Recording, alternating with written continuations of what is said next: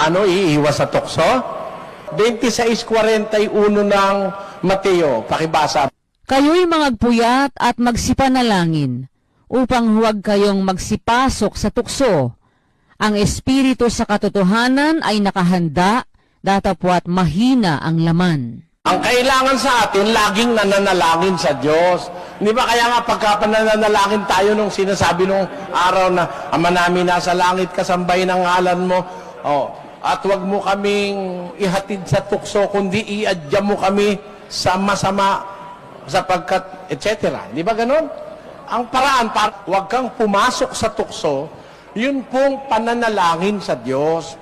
Pag alam mo, may nanunukso sa yung babae, di manalangin ka na agad. Panginoon, maganda naman po asawa ko, huwag mong pabayaan na ako'y madalan nito. Di ganon.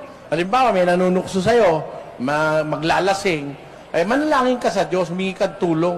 Ang pananalangin po, ang pampatibay sa ating mahinang laman. The weak is flesh, but the spirit is willing. Therefore, we have to be awake, magpuyat tayo, let us watch ourselves, tapos upang huwag tayong pumasok sa tukso. Pero yung tukso, per se, huwag ka matatakot sa tukso. Biyaan mong tuksuin ka. Ganito kasi yun eh. Kaya mo lang masasabing hindi ka magnanakaw, kung merong mananakaw, hindi mo ninakaw. Gagawin sa'yo ng demonyo, lalapitan ka ng nanakawin.